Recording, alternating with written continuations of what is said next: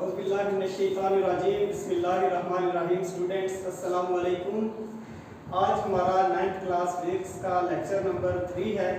इससे previous lecture में हमने टर्म्स एसोसिएटेड विद मोशन यानी हरकत के साथ जो टर्म्स रिलेटेड थी उनके बारे में डिस्कस किया था।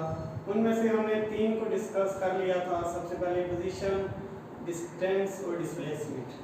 आज हमारे पास जो चौथी टर्म जो मोशन को रिलेट करती है या मोशन को के बारे में बताती है वो है स्पीड। स्पीड क्या होती है?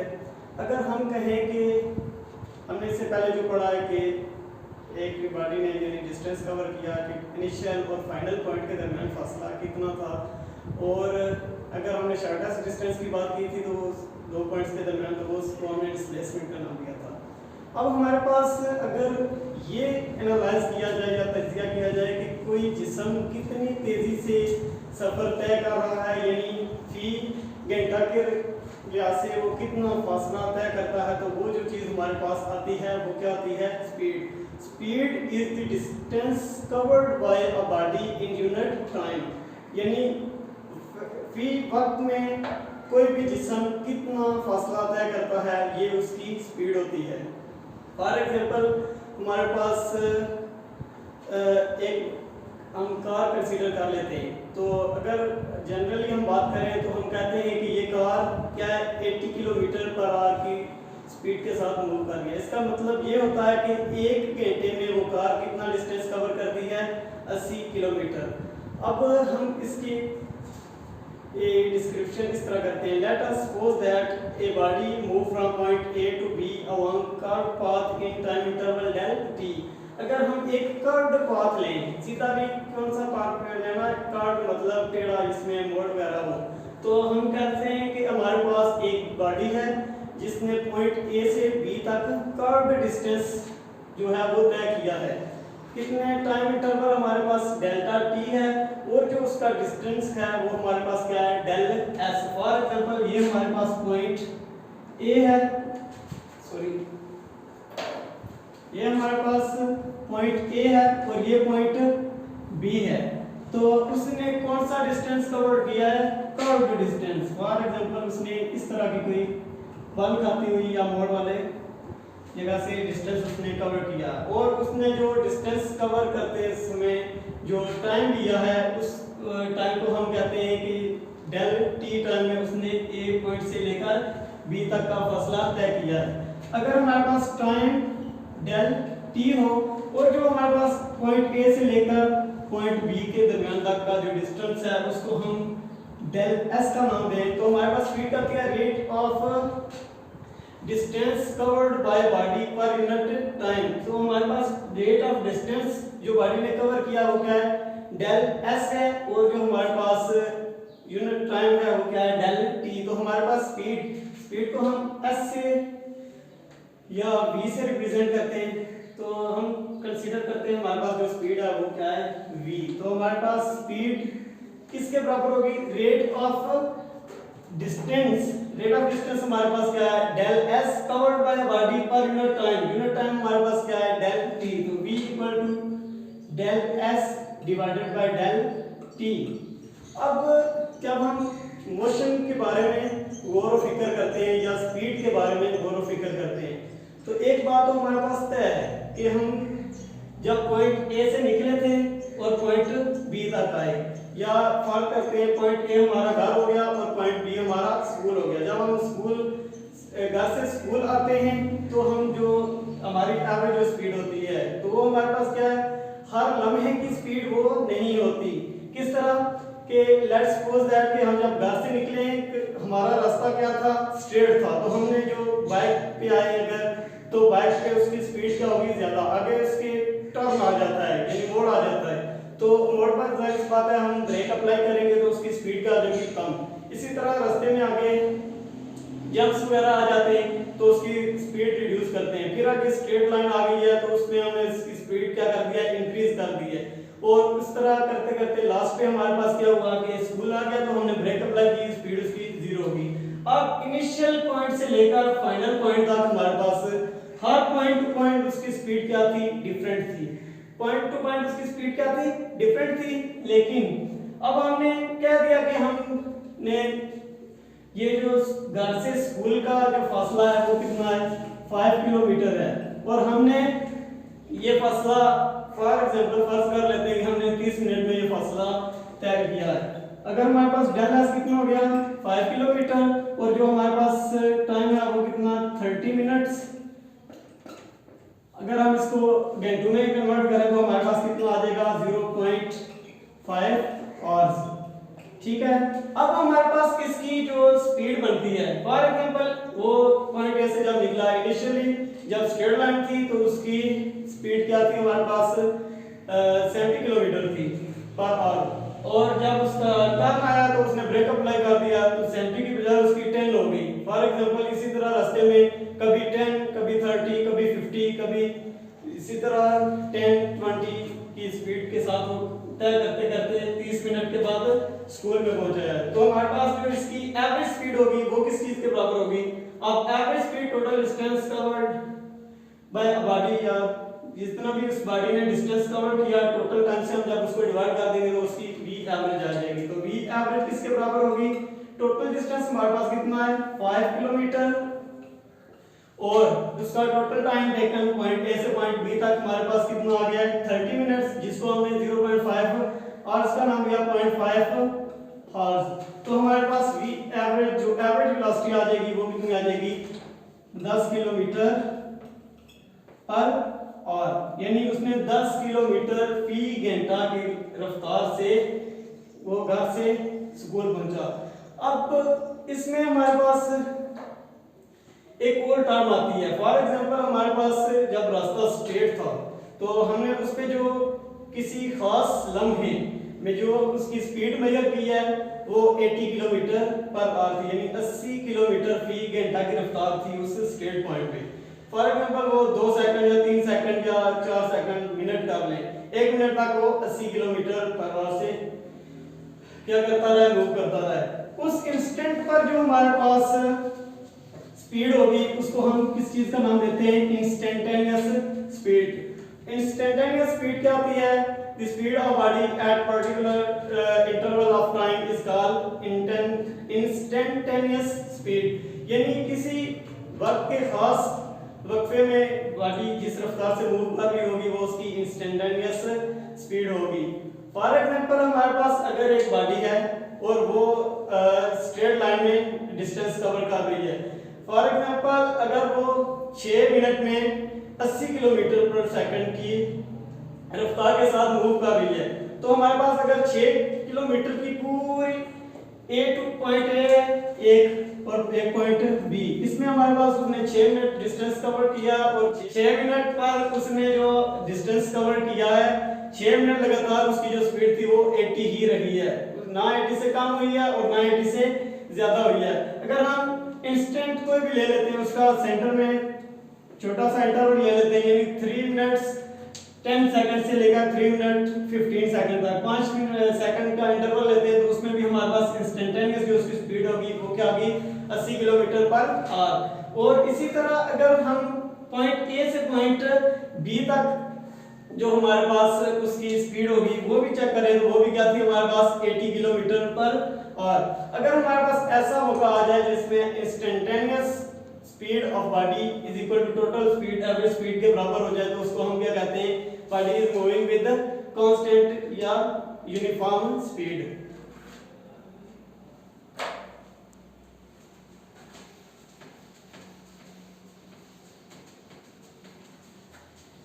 इसके बाद हमारे पास टॉपिक नंबर 2 है 2.3.5 जिसका नाम है वेलोसिटी।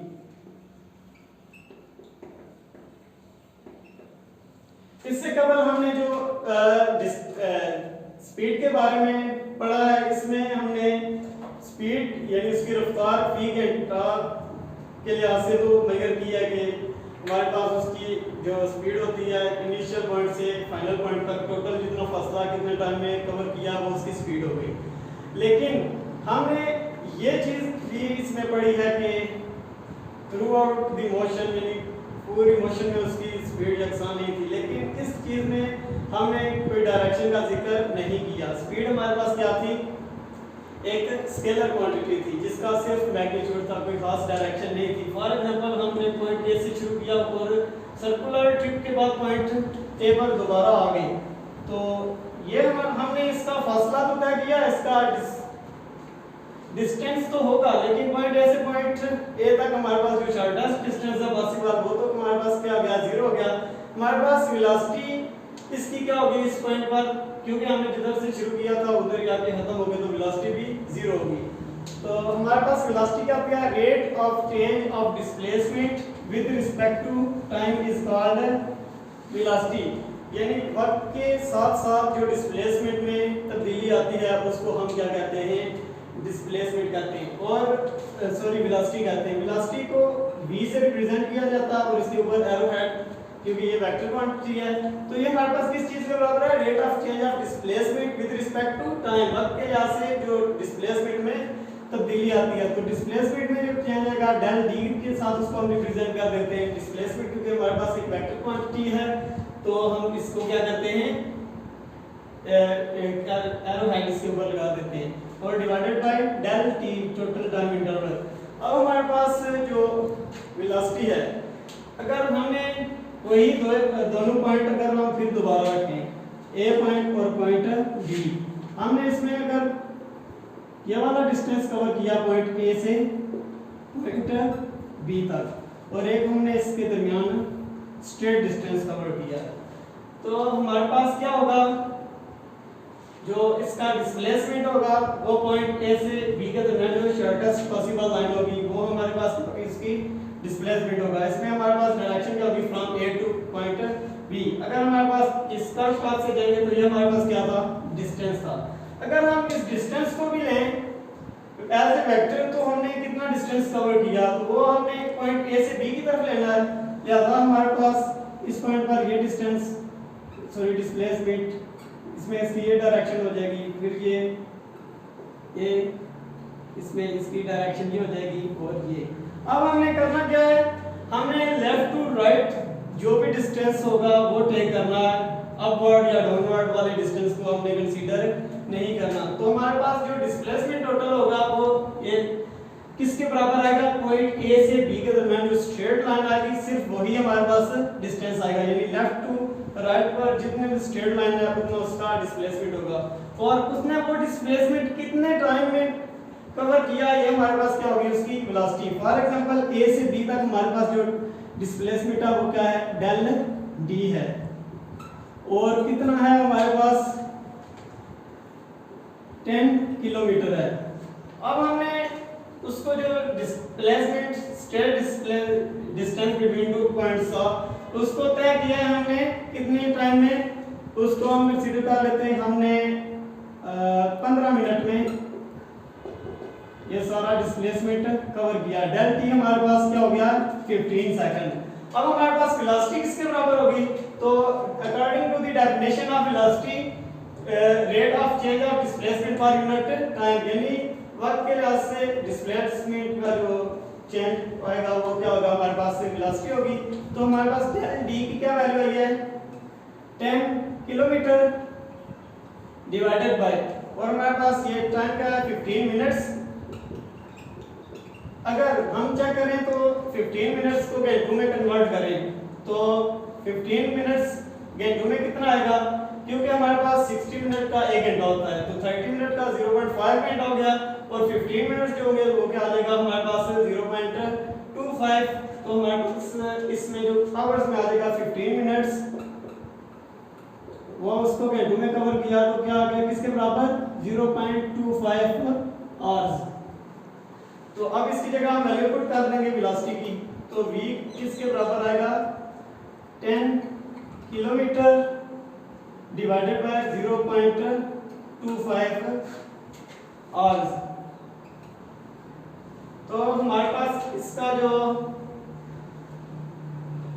अब ये पॉइंट खत्म करेंगे तो हमारे पास 2 जीरो ऊपर आ जाएगी, तो हमारे पास क्या आ जाएगा, 10 के आगे 2 जीरो लगा देंगे ऊपर नीचे डिवाइडेड बाय 25। अब 25 को 4 से ज़रब देंगे तो हमारे पास क्या होता है, 100 होता है, और एक जीरो दूसरी, तो हमारे पास क्या आ जाएगा 40 किलोमीटर पर आवर। ये हमारे पास इसकी क्या हो जाएगी, वेलोसिटी हो जाएगी। अब हमारे पास वेलोसिटीज भी यूनिफॉर्म वेलोसिटी या वेरिएबल वेलोसिटी हमारे पास इसकी दो इकसाम है। यूनिफॉर्म वेलोसिटी हमारे पास ऐसी वेलोसिटी होती है अगर एक बॉडी एक स्ट्रेट लाइन में अगर मूव कर रही है तो वो इक्वल इंटरवल्स ऑफ टाइम के लिहाज से इक्वल डिस्टेंस कवर करती है, तो हमारे पास क्या हो जाएगी यूनिफॉर्म वेलोसिटी।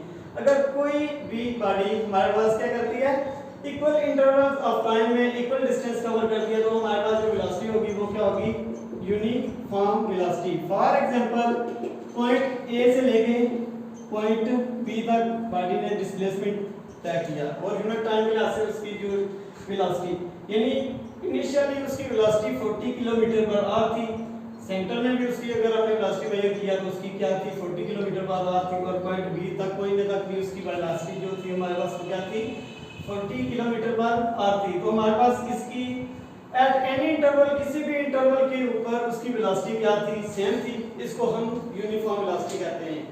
और दूसरी जो हमारे पास टाइप है वो क्या है variable velocity. Variable velocity if body covers unequal displacement in equal intervals of time then velocity of body is said to be variable velocity।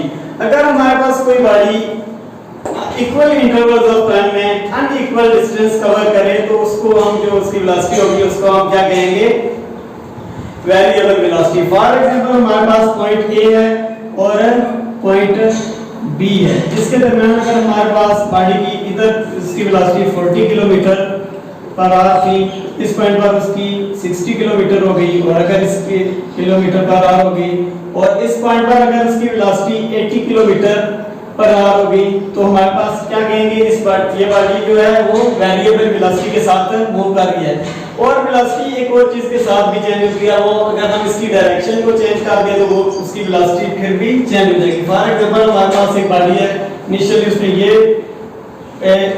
उसकी जो डायरेक्शन थी वो क्या थी फ्रॉम लेफ्ट टू राइट, अब हमारे पास उसकी अपवर्ड हो गई है, फिर दोबारा उसकी लेफ्ट टू राइट हो गई है, फिर डाउनवर्ड हो गई है और फिर उसने दोबारा स्ट्रेट। तो हमारे पास पॉइंट ए से इसको बी कर लें, इसको सी डी ई और एफ, पॉइंट ए से एफ तक हमारे पास मुख्तलिफ इंटरवल्स आ गए। इंटरवल्स तो सेम है लेकिन उसकी वेलोसिटी इंटरवल्स के दरमियान क्या है डिफरेंट। फॉर एग्जांपल ए से बी तक उसकी वेलोसिटी और होगी। अब जब आप पे यह क्योंकि उसने लेफ्ट टू राइट यानी पर्टिकुलर डायरेक्शन में उसने डिस्प्लेसमेंट कवर नहीं किया, उसकी जो वेलोसिटी होगी आप उसको काउंट नहीं करेंगे। बी से सी तक उसकी जीरो हो जाएगी और सी से डी फिर उसने लेफ्ट से राइट पर उसने डिस्टेंस या डिस्प्लेसमेंट कवर किया है। अगर हमने बी से सी तक उसकी वेलोसिटी ले ली है for example 5 kilometre per hour consider कर ली है और दोबारा सी से डी गई है, उसने उधर भी कुछ ना कुछ वेलोसिटी कवर की होगी। डी से जब डी गई है तो हमारे पास इस साइड अगर पॉजिटिव है तो नीचे पर आएंगे हमारे पास वेलोसिटी क्या हो जाएगी नेगेटिव हो जाएगी। तो फॉर एग्जांपल इधर भी हमारे पास 5 किलोमीटर पर आवर थी तो 5 5 से कैंसिल हो जाएगा, हमारे पास इन दोनों इंटरवल्स के दरमियान जो मजमूई वेलोसिटी हो जाएगी वो क्या होगी 0 और ई से एफ। इस तरह हमारे पास ये हमारे पास एग्जांपल आ जाती है वेरिएबल वेलोसिटीज की जिसमें इक्वल इंटरवल्स ऑफ टाइम में बॉडी ने अनइक्वल डिस्प्लेसमेंट कवर किया था।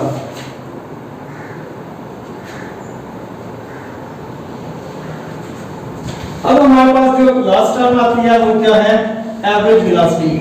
तो एवरेज वेलोसिटी क्या आती है पॉइंट ए से लेकर पॉइंट बी तक जितना डिस्टेंस बॉडी ने उस टाइम के लिहाज से कवर किया उसको हम क्या कहते हैं average velocity. For example body ने इस तरह की मोशन तय की है और ये पॉइंट उसका बी है और ये पॉइंट ए पॉइंट से लेकर यहां तक उसकी वेलोसिटी और होगी, इस पॉइंट से इस तक और होगी, इस पॉइंट से इस पॉइंट तक उसकी वेलोसिटी और होगी, इस पॉइंट से इस पॉइंट तक और इस पॉइंट से इस पॉइंट तक उसकी वेलोसिटी और होगी और इस तरह करते करते सब पॉइंट्स में उसकी वेलोसिटी क्या होगी डिफरेंट होगी। अब हमने क्या करना है एवरेज वेलोसिटी, एवरेज मतलब v एवरेज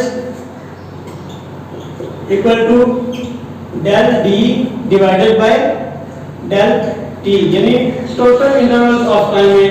फॉर एग्जांपल हमारे पास इसमें हम कंसीडर कर लेते हैं del d equal to del d, ये 1 कंसीडर कर लेते हैं, ये डेल d इधर से इस पॉइंट से इस पॉइंट तक जो डिस्प्लेसमेंट है उसको डेल d2 कह लेते हैं, इसको डेल d3 कह लेते हैं, इसको कह लेते हैं डेल d 4, इसको हम डेल डी 5, इसको डेल डी 6। अगर हमने इसका इस तरह डिस्प्लेसमेंट लिया तो हमारे पास ये 6, ये डेल डी 7 और ये डेल डी 8 और लास्ट वाला डेल डी 9। अब हमने हर टाइम इसको 9 मुख्तलिफ टाइम इंटरवल में डिवाइड कर दिया तो एवरेज डिस्प्लेसमेंट इसकी यानी एवरेज वेलोसिटी इसकी क्या आ गई हमारे पास? Average velocity del D 1 plus del D 2 divided by del T.